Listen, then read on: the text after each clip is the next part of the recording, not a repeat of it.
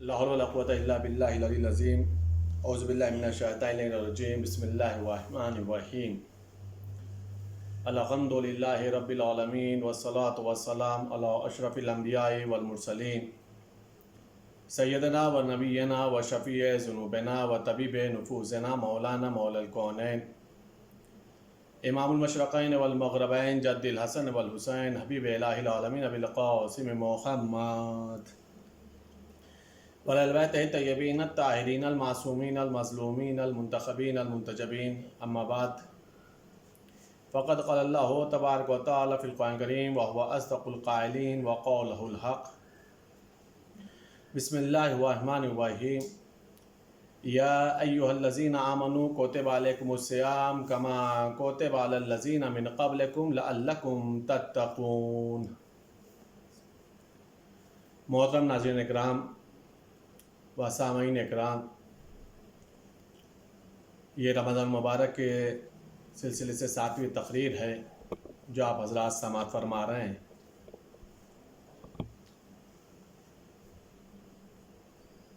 مسئلے مسائل، دینی احکام، آداب اسلامی کے سلسلے سے ہماری گفتگو ہو رہی ہے۔ قرآن کریم میں خداوند عالم نے ایمان والوں سے مخاطب کر کے روزے کا حکم دیا ہے۔ ارشاد رب العزت ہو رہا ہے یا ایھا الذین آمنوا کتب علیکم الصیام کما کتب علی الذین من قبلکم لعلکم تتقون۔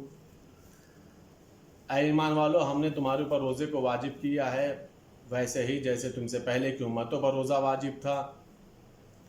یہ روزہ اس لیے واجب ہے تاکہ تم لوگوں میں صاحب تقوی کون ہے یہ تم لوگوں کو معلوم ہو سکے۔ روزہ چند چیزوں سے اپنے آپ کو بچانے کا نام ہے۔ معصوم کی حدیثوں کے ذیل میں دیکھیں تو پورے جسم، پورے اعضاء و جوارح، ظاہر اور باطن کا روزہ ہوتا ہے۔ جو ظاہر روزہ ہے وہ چند چیزوں سے باطل ہو جاتا ہے۔ انہی مبطلات صوم کے سلسلے سے ہماری گفتگو ہو رہی ہے۔ کل تک جو مسائل آپ لوگوں نے سماعت فرمائے اس میں اللہ رسول اور اہل بیت اطہار علیہ السلام پر اگر کوئی بہتان باندھتا ہے تو ایسی حالت میں اس کا روزہ باطل ہو جاتا ہے۔ آج بھی انہی مسائل میں سے کہ جن چیزوں سے روزہ باطل ہوتا ہے ایک شے ہے حلق تک گرد و غبار کا لے جانا۔ احتیاط واجب کی بنا پر روزہ دار کو چاہیے کہ وہ اپنے حلق تک کثیف غبار کو نہ جانے دے۔ اگر روزہ دار کے حلق تک کثیف غبار چلی جا رہی ہے، چاہے وہ غبار حلال ہو یا حرام، چاہے اس کا شمار کھانے والوں میں ہوتا ہو یا کھانے والی اشیاء میں نہ ہوتا ہو، دونوں حالت میں روزہ باطل ہو جائے گا۔ کھانے والا غبار کا میننگ مطلب یہ ہوا کہ جیسے آٹا وغیرہ، اور حرام غبار کا میننگ اور مطلب ہوا کہ جیسے مٹی وغیرہ۔ اگر روزہ دار حلق تک ان غبار کو لے جا رہا یا اس جیسے کسی غبار کو لے جا رہا تو ایسی حالت میں روزہ باطل ہو جائے گا۔ اگر ہوا کی وجہ سے کثیف غبار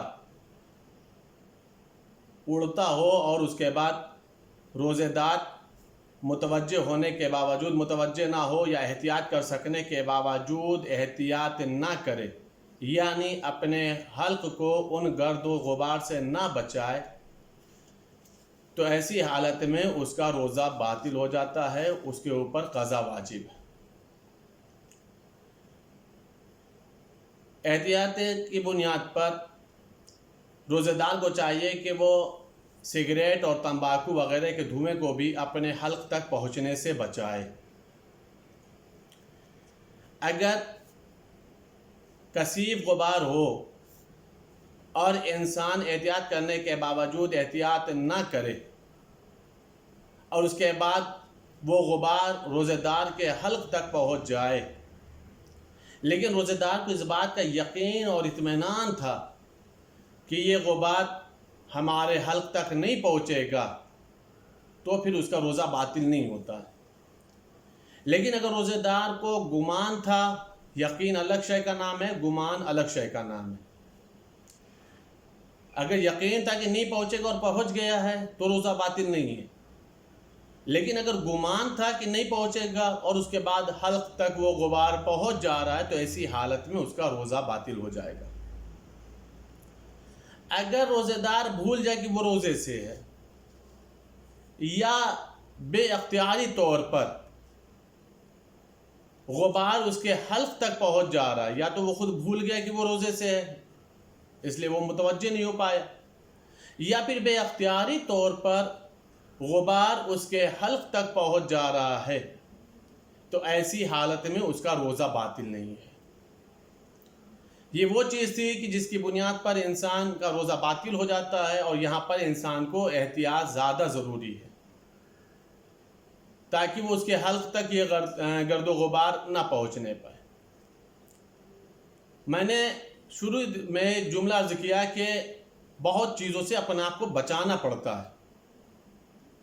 اگر انسان گھر کے اندر ہے تو پھر اپنے آپ کو زیادہ محفوظ کر سکتا ہے ان تمام چیزوں سے جن سے روزہ باطل ہوتا ہے، لیکن اگر انسان کا آنا جانا باہر ہے تو اس میں بہت زیادہ احتیاط کی ضرورت پڑتی ہے تاکہ اس کا روزہ صبح سے جو اس نے رکھا ہے شام تک صحیح سلامت، بغیر کسی نقائص، بغیر کسی خامی، بغیر کسی کمیوں کے وہ اللہ کی بارگاہ تک پہنچ جائے۔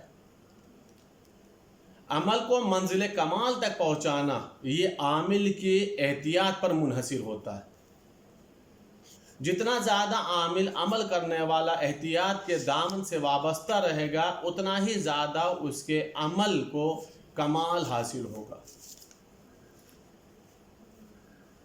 خداوند عالم نے ایمان والوں کے اوپر روزے کو واجب قرار دیا ہے، اور وجہ واجب یہ بیان کیا ہے تاکہ پتہ یہ ہو کہ تم لوگوں میں متقی کون ہے۔ ہماری جو گفتگو ہو رہی ہے اور ایمان اور تقوی کے سلسلے سے ہو رہی ہے۔ روزانہ کی تقریب میں چند باتیں سے بتاتا ہوں کہ جس کا تعلق قرآن اور حدیث اور معصومین کی روایت سے ہوتا ہے، یا کسی سے واقعہ سے ہوتا ہے کہ جس سے انسان کو اندازہ لگتا ہے کہ ایمان کی حقیقت کیا ہے اور تقوی کی حقیقت کیا ہے، اور ہمیں اپنے ایمان کو کہاں پہنچانا چاہیے اور ہمیں اپنے تقوی کو کس کمال پر لے جانا چاہیے۔ ایمان والوں کی ایک نشانی قرآن کریم نے آواز دیا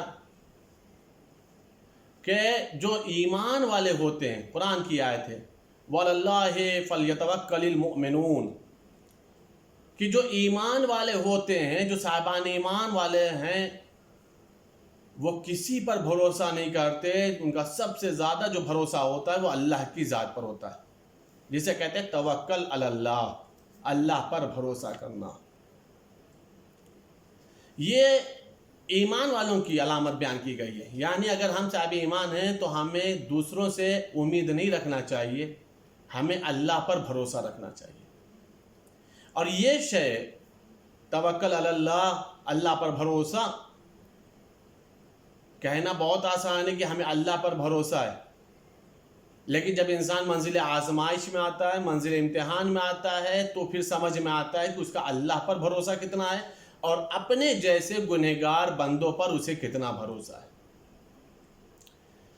جو لوگ اللہ پر توکل کرتے ہیں، جو لوگ اللہ پر بھروسہ کرتے ہیں، قرآن ان کے لیے ایک عجب سند عطا فرما رہا ہے، ان اللہ یحب المتوکلین۔ خداوند عالم وہ ہے کہ جو اللہ پر بھروسہ کرتا ہے، خداوند عالم ان لوگوں سے محبت کرتا ہے۔ یعنی اگر ہمیں محبوب پروردگار بننا ہے تو ہمیں اللہ پر بھروسہ رکھنا ہوگا۔ اچھا، ایک مسئلہ یہ ہے کہ اگر ہم اللہ پہ بھروسہ رکھیں تو فائدہ کیا ہے؟ فائدہ کیا ہے کہ ہم اللہ پہ بھروسہ رکھیں؟ قرآن کریم نے اس فائدے کو بھی بیان کیا ہے، وَمَن يَتَوَكَّلْ عَلَى اللَّهِ فَهُوَ حَسْبُهُ۔ جو کوئی بھی اللہ پر بھروسہ کرتا ہے، اللہ اس کے لیے کافی ہو جاتا ہے۔ سیدھی سی بات ہے، اگر کسی کے ساتھ خدا ہو اور پوری کائنات اس کا ساتھ چھوڑ دے تو پھر اس انسان کا کوئی کچھ نہیں بگاڑ سکتا۔ اور اگر کسی انسان کا پوری کائنات ساتھ دے لیکن اللہ ہی اس کا ساتھ چھوڑ دے تو پوری کائنات بھی مل کر کے اس کی حاجتوں کو نہ پوری کر سکتا ہے، نہ اس کی ضرورتوں کو پوری کی جا سکتی ہے، نہ اس کی تکلیفوں کو دور کیا جا سکتا ہے، نہ اس کے مسائل کو حل کیا جا سکتا ہے۔ سب سے بڑی طاقت کا نام ہے اللہ پر بھروسہ، توکل علی اللہ۔ اگر انسان اللہ پر بھروسہ کرتا ہے تو خداوند عالم اس کے لیے کافی ہو جاتا ہے۔ جیسا کہ مولا امام حسین علیہ السلام کا مشہور و معروف جملہ جو دعائے عرفہ میں مولا نے ارشاد فرمایا، اے میرے معبود، اس نے کیا کھویا جس نے تجھے پا لیا، اور اس نے کیا پایا جس نے تجھے ہی کھو دیا۔ مطلب کیا ہوا؟ یعنی پوری کائنات اگر ہم سے رشتہ منقطع کر لے، پوری کائنات ہم سے رشتہ توڑ لے، لیکن اگر میرا معبود ہمارے ساتھ ہے تو نہ ہمیں کوئی تکلیف ہو سکتی ہے، نہ کوئی ہمیں نقصان پہنچا سکتا ہے، نہ کوئی ہمیں اذیت دے سکتا ہے، اس لیے کہ سب سے بڑی طاقت کا نام طاقت پروردگار ہے۔ ان اللہ علی کل شیء قدیر، وہ ہر چیز پر قدرت رکھتا ہے، وہ قدیر مطلق ہے، وہ قادر مطلق ہے۔ اس چیز کا نام ہے اللہ پر بھروسہ۔ اور اللہ پہ بھروسہ سب نہیں کرتے۔ قرآن میں نے جیسا کہ پہلے ہی آیت عرض کیا کہ ایمان والے اللہ پر بھروسہ کرتے۔ اب جس کا جتنا زیادہ ایمان ہوگا اتنا ہی زیادہ اللہ پر بھروسہ ہوگا۔ اب بھروسے کی میننگ کیا ہے؟ اللہ پر توکل کرنے کا مطلب کیا ہے؟ یعنی ہم ہاتھ پر ہاتھ رکھ کر کے بیٹھے رہے اور اللہ سے امید لگا لیں؟ نہیں۔ توکل علی اللہ کا مطلب یہ ہے، اللہ پر بھروسہ کا مطلب یہ ہے کہ ہم اپنے پورے اسباب ظاہری، تمام امور ظاہری کو انجام دیں اور نتیجہ اپنے رب پر چھوڑ دیں۔ اس چیز کا نام ہے توکل علی اللہ۔ یعنی ایسا نہیں ہے کہ ہم ہاتھ پر ہاتھ رکھ کر کے بیٹھے رہیں، بری ذمہ ہو گئے، ہمیں تو اللہ پہ بھروسہ ہے، اللہ ہماری ضرورت کو پوری کر دے گا۔ نہیں عزیزان گرامی، امور خود انجام دینا ہے، نتیجہ اللہ کے حوالے کر دینا۔ اس چیز کا نام ہے توکل علی اللہ، اللہ پر بھروسہ۔ اور یہ نشانی خداوند عالم نے ایمان والوں کے لیے معین کی ہے۔ ایمان والوں کے سلسلے سے بیان کیا کہ یہ ایمان والے ہیں جو اللہ پر بھروسہ رکھتے ہیں، جو واقعاً ایمان کے درجات کو حاصل کیے۔ ان لوگوں کا اللہ پہ بھروسہ کیسا ہے؟ آپ کو ایک نصیحت آموز واقعہ جو ہماری اصلاح نفس کے لیے بھی اور پورے ہمارے سامعین کے لیے بھی شاید کارآمد ہوگا۔ پیغمبر کے اور مولا امیر المومنین کے مشہور و معروف صحابی ہیں جناب ابو ذر غفاری، جن کا ذکر میں نے بھی ایک یا دو روز قبل کی تقریر میں بھی کیا تھا۔ ایمان کے 9ویں درجے کے اوپر ایک اکیلے ابو ذر غفاری تھے، اکیلے یکو تنہا، کہ جس سے حکومت مدینہ بھی پریشان تھی، جس سے حکومت شام بھی ڈرتی تھی، حاکم شام بھی ڈرتی تھی۔ جبکہ اگر دیکھیں تو لشکر حاکم مدینہ کے پاس بھی تھا، حاکم شام کے پاس بھی تھا، طاقت، قوت، زر و جواہرات، درہم و دینار، بیت المال، سب کچھ تھا۔ ابو ذر کے پاس تو کچھ بھی نہیں تھا۔ ابو ذر تو اس حکومت کے مقابلے میں، حاکم کے مقابلے میں ذاتی طور پہ کچھ بھی نہیں تھے۔ بالکل آسان سا جملہ میں ابو ذر کے تعارف کے لیے اتنا کہہ سکتا ہوں کہ ایک فاقہ کش امیر کے فاقہ کش غلام تھے۔ امیر المومنین فاقہ کرتے تھے، ویسے ابو ذر بھی فاقہ کرتے تھے۔ لیکن مسئلہ یہ کہ پھر ابو ذر سے یہ حکومت، چاہے وہ مدینہ کی ہو یا شام کا حاکم ہو، گھبراتا کیوں تھا؟ اس لیے کہ دونوں حاکم کو اس بات کا علم تھا کہ پوری ظاہری طاقت ہمارے ساتھ ہے، ایمان کی طاقت ابو ذر کے ساتھ ہے، اللہ کی طاقت ابو ذر کے ساتھ ہے، حق کی طاقت ابو ذر کے ساتھ۔ اور جب یہ طاقت کسی ایک کے ساتھ ہو تو پوری کائنات بھلے ہی اسے یک و تنہا سمجھے، حقیقت میں وہ اپنے وقت کا سب سے بڑا قوت والا، طاقت والا ہوتا ہے۔ ابو ذر مدینے میں تھے تو گھوم گھوم کر کے مدینے کے کوچوں میں مدینے کے گلیوں میں شاہراہوں پر یہ جملہ کہا کرتے تو قرآن کی آیت پڑھا کرتے تھے کہ تم لوگ جو سونے چاندی کو جمع کیے ہوئے ہو، یہ لو چیز سونا اور چاندی تمہارے لیے جہنم میں ایندھن بن جائے گا۔ کھلے عام قرآن کی آیتوں کو، ان آیتوں کو پڑھتے تھے کہ جن کا تعلق یا یہ کہا جائے اطلاق ہوتا تھا ظلم و تشدد کے اوپر، اور انہی لوگوں کے اوپر ہوتا تھا جو ابو ذر کے اوپر ظلم کرتے تھے، چاہے وہ شام کی حکومت رہی ہو چاہے مدینے کی حکومت رہی ہو۔ اب ظاہر سی بات ہے کسی کو قرآن پڑھنے سے تو منع کیا نہیں جا سکتا کہ تم قرآن کی آیت نہ پڑھو، لیکن جب ابو ذر آیت پڑھتے تھے تو سامنے والا سمجھ جاتا تھا کہ اس کے مصداق ہم ہیں، اور نتیجہ یہ ہوتا تھا کہ دن بدن دشمنی اضافہ ہوتا چلا گیا ابو ذر سے۔ یہاں تک معاملہ پہنچا کہ جناب ابو ذر کو جلا وطن کیا گیا اور مدینے سے کہاں بھیجا گیا؟ شام۔ شام میں بھی ان کا جناب ابو ذر کا یہی حال تھا، قرآن کی ان آیتوں کو تلاوت کیا کرتے تھے۔ ایک روز حاکم شام کو ایک ترکیب سوچیے، غور کریے گا، ایمان والا جب اللہ پر بھروسہ کرتا ہے تو کیا ہوتا ہے۔ ترکیب یہ سوچی کہ چونکہ ابو ذر ہماری حکومت پر تنقید کرتے ہیں، ہمارے چال چلن پر تنقید کرتے ہیں، ہمارے ظلم و تشدد پر تنقید کرتے ہیں، ہمارے مال و دولت پر تنقید کرتے ہیں، کیوں نہ ان کو بھی دولت سے خرید لیا جائے، کیوں نہ ان کو بھی دولت سے خرید لیا جائے۔ لہذا قاصد کو بلایا اور 200 دینار کی تھیلی، 200 دینار کی تھیلی قاصد کے ہاتھ میں دی اور دینے کے بعد کہا جاؤ جا کر کے ابو ذر کو دے دینا، کہہ دینا کہ حاکم شام نے تحفے کے طور پہ یہ آپ کو دیا ہے۔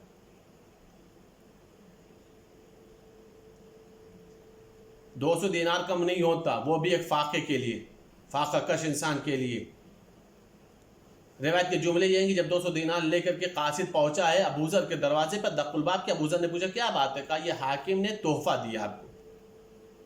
حاکم نے یہ تحفہ دیا، کہا کیا یہ؟ کہا اس میں دینار ہے۔ جناب ابو ذر غفاری نے دینار کی تھیلی لے لی، اور جب دینار کی تھیلی لے لی ہے تو روایت کے جملے یہ ہیں کہ فوراً قاصد کے سامنے ہی غربا، مساکین اور محتاجوں کو بلایا اور وہ 200 دینار کی تھیلی کو وہیں پر قاصد کے سامنے ختم کر دیا، ایک بھی دینار اپنے لیے نہیں بچایا۔ قاصد نے کہا کہ آپ نے اپنے لیے ایک بھی دینار نہیں رکھا؟ ابو ذر نے کہا ٹھہرو ابھی میں آتا ہوں۔ ابو ذر واپس حجرے میں گئے اور ایک تھیلی نکال کر کے لے آئے اور کہا جب تک میرے پاس اس تھیلی میں چیز موجود ہے مجھے کسی کی کوئی ضرورت نہیں ہے۔ قاصد نے سوچا کہ شاید اس تھیلی میں بہت زیادہ درہم و دینار ہوگا، 200 کے مقابلے 500 دینار ہوگا۔ کہ ابو ذر ذرا اپنی اس تھیلی کو ہمارے سامنے کھولیے تو دیکھے تو کہ آخر اس میں کون سا خزانہ ہے، کتنا خزانہ ہے جو آپ نے 200 دینار کی تھیلی ہمارے نگاہوں کے سامنے محتاجوں غریبوں کو آپ نے بانٹ دیا، فقراء کو آپ نے تقسیم کر دیا۔ ابو ذر غفاری نے جو تھیلی اس کے سامنے کھولی، اللہ پہ بھروسہ سمجھیے گا ایمان والوں کا، ابو ذر غفاری نے جیسے ہی تھیلی اس کے سامنے کھولی ہے تو تھیلی میں صرف 2 جو کی سوکھی روٹی تھی۔ قاصد نے کہا اسی 2 روٹی کے اوپر آپ فخر کرتے ہیں؟ ابو ذر غفاری نے مسکرا کر ایک جملہ کہا، دیکھو شام ہونے والی ہے، ایک روٹی سے میں افطاری کروں گا اور دوسری روٹی میں صبح کی سحری کے لیے رکھ دوں گا۔ اب اگر بچا دن کا مسئلہ تو ظاہر سی بات ہے جس خداوند عالم نے کل کی ہماری حیات رکھی ہے وہی خداوند عالم ہمارے کل کا رزق بھی ہمیں عطا فرمائے گا۔ یہ ہے اللہ پر بھروسہ، یہ ہے اللہ پر توکل، یعنی ذخیرہ اندوزی کرنے کا نام اللہ پر بھروسہ نہیں ہے، بلکہ جو کچھ خداوند عالم نے دیا ہے اس پر شکر پروردگار کر کے ان نعمتوں کا استعمال کر لینا اور کل کے لیے خداوند عالم سے امید رکھنا، اس لیے کہ بندے کا رازق نہیں ہے، ہمارا جو خالق ہے وہی ہمارا رازق بھی ہے۔ خداوند عالم کی بارگاہ میں ہم دعا کرتے ہیں کہ خداوند عالم ہم سب کو ویسا توکل علی اللہ عطا فرما، اللہ پر وہ بھروسہ عطا فرما جو ایمان والوں کے اندر ہونا چاہیے۔ خداوند عالم ہم سب کے نماز، روزہ، دعا، استغفار، مناجات اور تلاوت قرآن کو قبول فرما، ہم سب کے گناہ کبیرہ اور صغیرہ کو معاف فرما۔ میرے معبود جو محرومین ہیں ان کے درجات کو بلندی عطا فرما، جو بیمار ان سب کو شفائے کلی عطا فرما۔ میرے معبود رمضان مبارک میں ہم سب کو دعا یہ ہے کہ ہم سب کو جو زیارات نصیب فرما. میرے معبود ہم سب کی رزق روزی میں اضافہ فرما، ہم سب کی تنگ دستی غربت مفلسی کو دور فرما. میرے معبود دعاؤں میں خاص دعا یہ ہے کہ جو وبائی مرض پھیلا ہوا ہے اسے تمام شیعان اہل بیت، محبان اہل بیت و عالم انسانیت کو تحفظ عطا فرما. امام زمان علیہ السلام کے ظہور میں تعجیل فرما، ہم سب کو ان کے اعوان و انصار میں شمار فرما. اللہم تقبل منا انک انت السمیع العلیم بحق محمد و آلہ الطاہرین.